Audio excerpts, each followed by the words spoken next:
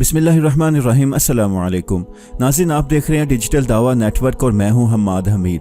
नाज़रीन, सऊदी अरब हमेशा तौहीद का मुल्क रहा है। सऊदी अरब ने अपने मुल्क में कोई मज़ार और कोई ऐसी पक्की कब्र नहीं बनाने दी कि जिसकी इबादत की जाए।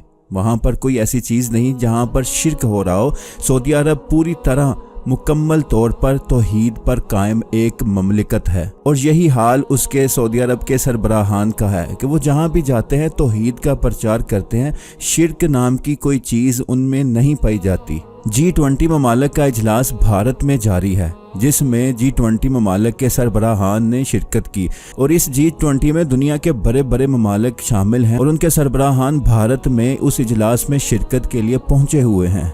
मगर वहां पर एक मंजर ऐसा पेश आया कि जिसे देखकर दुनिया हैरान रह गई।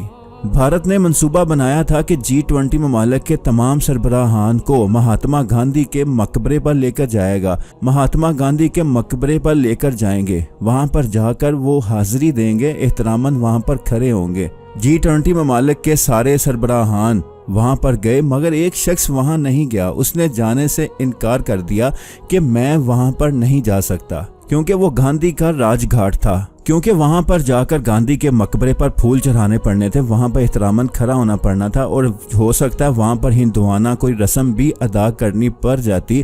इसलिए शहजादा मोहम्मद बिन सलमान ने वहां पर जाने से इनकार किया कि हम तौहीद परस्त हैं, हम अल्लाह को मानते हैं, हम ये बुतों को, ये कब्रों को हम नहीं पूछते। वहां पर जाकर हम चादर के चढ़ावे और इस तरह की दीगर रसूमात हम नहीं कर सकते। तो फिर पूरी दुनिया ने देखा कि वहाँ पर जी ममालिक के सारे सरबराहान, जिसमें तुर्की के सदर भी शामिल थे, जिसमें अमेरिका के सदर भी शामिल थे, जिसमें दीगर मुस्लिम ममालिक के सदूर भी शामिल थे, मगर वहाँ पर एक शख्स मौजूद नहीं था। वो थे मोहम्मद बिन सलमान। मोहम्मद बिन सलमान ने अपने बादशाहों वाली रवायत कायम रखी क्योंकि ये एक वाक़या 1974 का भी है जब जुल्फ़िकार अली भुट्टो का दौरे हुकूमत था। सऊदी अरब के बादशाह मलिक फैसल राहिमहुल्लाह पाकिस्तान के दौरे पर थे तो भुट्टो ने मलिक फैसल को एक मज़ार की ज़ियारत करवाई जहां लोग बड़ी अकीदत से चढ़ावे चढ़ा रहे थे। तो मलिक फैसल को ये बात बड़ी अजीब लगी। उन्होंने भुट्टो से पूछा कि ये सब क्या है। तो भुट्टो ने जवाब दिया कि ये एक पहुंचे हुए पीर का मज़ार है, लोग बड़ी अकीदत से यहाँ आते हैं और नज़र न्याज पेश करते हैं।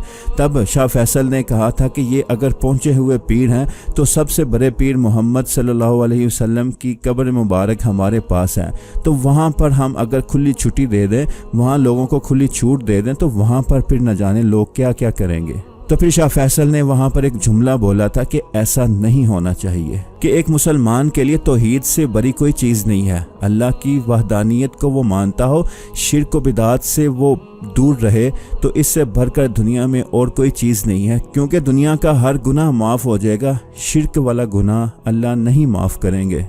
इसी तरह का एक और वाक़या भी मशहूर हुआ था कि जब एक सऊदी बादशाह इंडिया के दौरे पर पहुंचे थे तो उनके आने से पहले उनके रास्ते से गुजरने वाले जो भी मंदिर थे जहां पर मूर्तियां और बुत वगैरह लगे थे, तो भारतीय हुकूमत ने उनके ऊपर चादरें वगैरह ये डलवा दी थी ताकि सऊदी बादशाह की नज़र इन पर ना पड़े। तो उन्होंने अपने मंदिरों के ऊपर और अपनी मूर्तियों और बुतों के ऊपर वो चादरें वगैरह डालकर उनको छुपा दिया था।